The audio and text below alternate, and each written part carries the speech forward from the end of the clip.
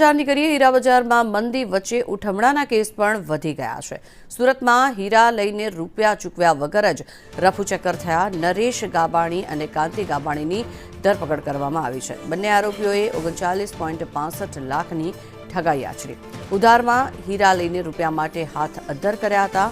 જો કે ઇકોસેલ પોલીસે આ સમગ્ર મામલે વધુ તપાસ હાથ ધરી છે। મહત્વનું છે કે એક તરફ હીરા બજારમાં મંદી છે ત્યારે બીજી તરફ આ રીતે ઉઠમણું કરતા લોકોની સંખ્યામાં પણ ઉત્તરોત્તર વધારો થયો છે। વધુ માહિતી મેળવીએ સંવાદદાતા મનીષ જોડાયા છે આપણી સાથે। મનીષ, વારંવાર આ પ્રકારના કિસ્સાઓ સામે આવતા હોય છે, ફરી એક વખત આવી જ ઘટના ઘટી છે કે હીરા બજારમાં કોઈએ ઉઠમણું કર્યું છે? જી બિલકુલ, વાત કરીએ એક બાજુથી હીરા બજાર છે તે મંદીના દોરથી ગુજરી રહ્યો છે ત્યારે આવા જે લેભાગુ તત્વો છે તેનો ફાયદો ઉઠાવી રહ્યા છે। ઉધારમાં હીરા લઈ લે છે, ત્યારબાદ રૂપિયા માટે હાથ અદ્ધર કરી રહી છે।